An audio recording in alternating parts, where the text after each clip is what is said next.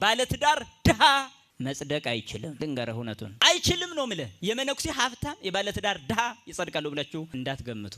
ምን ነው ወረድኩባችሁ ብያለሁ።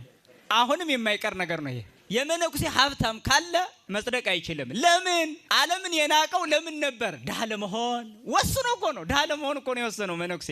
አየህ፣ ሀብት ሲይዝ ምን ይሆንበታል? ያስኮንነዋል። እንኳን መነኩሴ ሀብት ሊሰበስብ ለምኖ መመጽወት ራሱ የማይገባ መሆኑን ልንገራችሁ። መነኩሴ መመጽወት ከጀመረ ፍቅርን ያድሮበታል ይልሃል መጽሐፍ። አየህ፣ ለምን?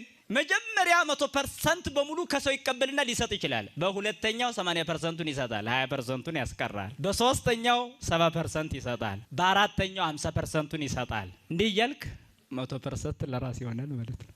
አየህ፣ ልመና መጥፎ ነው፣ በጣም መጥፎ ነው። በተለይ ለመነኩሴ ሲሆን መነኩሴ ይሰጣል ተብሎም አይነገርም በመጽሐፍ። ይመጸውታል ተብሎ ራሱ ማለት ለምን? የለውማ፣ እንዲኖረውም አይፈለግም። ብዕሉ ለመነኮስ ሰርጎ እውር ውእቱ።